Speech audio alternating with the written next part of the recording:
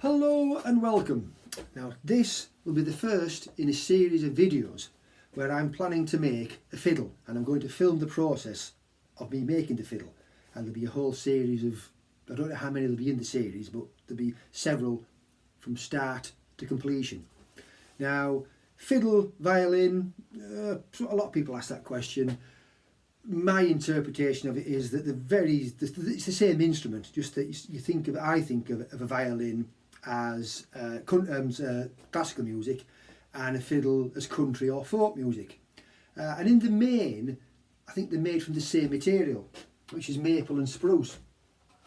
Now here's a cheap fiddle that I bought off the internet, and I bought it because I don't actually play at the moment, so I plan to practice. So in between when I'm not filming and working on my fiddle, I shall be practicing behind the scenes with this, and then hopefully when the fiddle is completed I'll be able to play you all a tune. So we'll see. Now maple is used for the back, the side and the neck, and you have spruce for the top, and that's basically your fiddle. Now you don't have to use those, because of the fact there's a chap on the internet, if you check him out on YouTube, called John Mangum. And before I go any further, I have to say a big hello to John, and we finally meet through the magic of the internet, me in England and you in America. So anyway, if you check out John's channel, he's done various videos on violins that he's made them from oak, cherry, locust wood, and he even made a fiddle from a floor joist. Now if you're not familiar with floor joists are beams of timber that run from wall to wall, and then the floorboards fix across the top of the joist. Anyway, he took this floor joist and he constructed a fiddle from it, and he called it the Home Depot. And actually, for a fiddle made from a floor joist, I thought it sounded very good. And also on his site, which I highly recommend, is he's done a series of 12 videos where he starts with the construction of a violin from start to finish, and he takes you through all the stages and he gives you tips on how to make the thing, and he has tool alerts and how you can save money by adapting things, and it's very informative. You know, it's very good of him to do it, and I've learnt a hell of a lot from it. So once again, a big thank you, John. Anyway, oh, by the way, I hope I didn't mispronounce your name when I said John Mangum. If I have mispronounced it, apologies. Anyway, back to my project, which is the Worktop fiddle. Now if you check out my site, you'll see that earlier on in the year I made a little trailer, it's a jokey thing, trailer, about the construction of the Worktop fiddle. So what is the Worktop fiddle? Well, if you come this way, I'll explain it all. So the Worktop fiddle, well, I've called it the Worktop fiddle because it's made from a worktop. It's an oak worktop. Now it's not a solid worktop. If you see there, you can see it's made up from narrow pieces glued together to make up the width, and then lengthwise they've used short pieces, and you can see there where, I think you can see there and there, and probably there, yeah, you can see there as well, where it's they joined the end grain. And what they've done with that is joined what they call a finger joint, because just to glue end grain together is not very strong. So they machine the ends with joints like fingers, and they glue together like that, and it makes a good strong joint. So all the short ends have been finger jointed, then they're put together in a width to make that. Now that's all well and good, but I do have concerns that when I come to carve it, because if I show you on my cheap violin here, you can see how it's curved that way, excuse me, and it's curved that way, and that has to be carved out of a solid piece of wood. Now you do that, and then if I get this piece here, this is a piece of pine, you can see that there, you will carve the top piece with the curve there, and then when you've done that, then you go into the inside and you carve that, and that'll only be about 3mm thick, so it'll be quite thin when it's carved.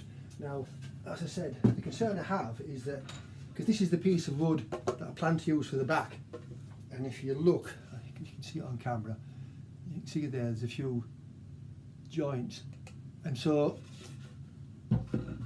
as you carve that and it gets thin, there's going to be a multitude of joints there, and they may open up as I thin it down. They may not, because these will be made in an industrial process where there'll be lots of glue put on, and then there'll be hydraulic clamps that really do clamp it together. So I'd imagine the joints are well glued, but until I carve it and find out, you know, it may or may not work. If it doesn't work, I've got plenty of timber around the place that I can use, but that's that. And then the sides, which are here, what they call the ribs, there you are, they're only 1mm thick or so. And once again, I shall cut some of this down into thin strips. And once again, where these joints are, those joints, when I start to bend them, they may open up as well. But, you know, we'll see. And some of you out there will be probably saying to yourself, well, if it's your first fiddle, why are you creating problems like this? Well, as I say, John Mangum, he's made fiddles from all sorts of material. I think he even made one, he said it was a piece of firewood, and he decided it looked nice and he made a fiddle out of it. This is a Worktop. It may be successful, it may not, but we'll find out. Now, with regard to the top, this is 35-year-old pine, and this bench here, you can see there, I made this bench over 35 years ago, and it was a lot bigger. It was nearly twice the width it is now, and longer.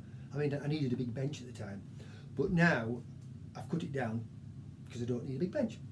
And as I say, it's 35-year-old timber, and this piece here, which is going to be the belly for the violin, for the Worktop fiddle, I put this in the house on top of a radiator just to see what would happen, because I mean, you wouldn't put a fiddle on top of a radiator because you'd ruin it. You just wouldn't do it. But I put this on a radiator for over a week, and you can see it's still flat. So 35 years of seasoning. So I think that, you know, I don't know. I've seen these chaps, they hold it up and they knock it. But anyway, so that is going to be that. And as I said previously, if it proves to be a disaster, I've got other timber I can use. But I'm hoping it'll be good. Now then, how do I know how to make a fiddle? Well, apart from watching John's videos and other videos on YouTube, there's many other sites that you can visit that you see chaps making violins. I bought some books, and I'll show you what I've bought, which I think are very good. There's this here, Violin Making by Juliet Barker, and that's very good. And if I do a quick flick through, I don't know if you can see that, there's plenty of photographs and, you know, demonstrations of how to go about the process. I've also bought, this is very good, this, The Art of Violin Making, and that's a similar sort of thing, and it goes into a lot of detail. And once again, you can see there's photographs and various bits and pieces. And then I also got this, and it's Violin Making Step by Step by Henry Strobel. And what I like about this is, these are going into more constructional detail, but in here in the centre, he's got some scale drawings. And what you can do, you see, you can take these out and photocopy them, which I've done, and then you can stick them onto a piece of thin plywood, like this is only 1/8 ply, and then that's a template. And here's one for the neck, and then you can put that on your timber, draw around it and cut it out.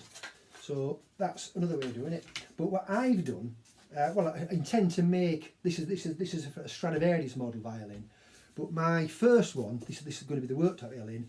This is, I've written it up there, it's called the Guarneri del Gesso Plowden violin from 1735.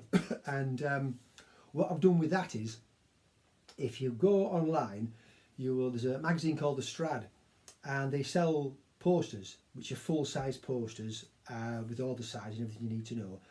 And then you can get a poster, and then you can copy that in a similar fashion to this and make a violin from there. But because I intend to make more than one violin, I sent off and I've got these metal templates, and this is the Plowden, the Del Jezo Plowden, and that's a shape for the top of the violin. That's a shape for what they call the mould, which you will see me make in a later video.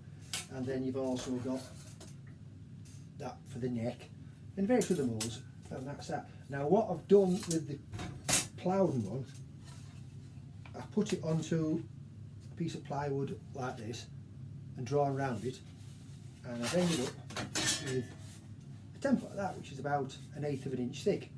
Now what I'll do with this is I'll get some plywood, or maybe 3/4 plywood, or possibly MDF.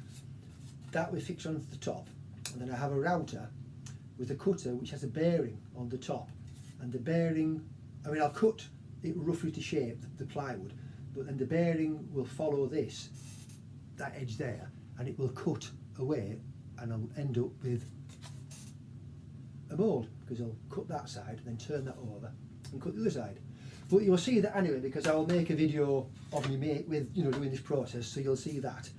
And that's about all I can say at the moment. As this is just an introductory video of the planned project, and I shall, the next time you see me, it'll probably be maybe a week or two, because I've got my workshop ready, but there's still things, the shelves, and I need to put, get some boards on the wall and get my tools fixed on the wall, and get everything set up as I like it. At the moment it's still a bit of a jumble, so I'll be getting on with that, and then when I've completed that, then I shall actually start on the violin proper, in which then you will see me again with a new video.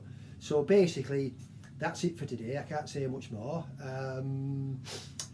I hope you can understand the English accent, and any tips if you think the video's okay, or whether it could be done a different way or whatever, any comments will be great. Please just put them down below, and I think that's really all I can say at the moment.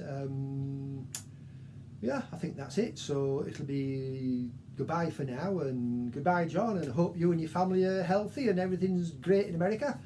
We're fine over here, and I'll see you at some point in the future with a video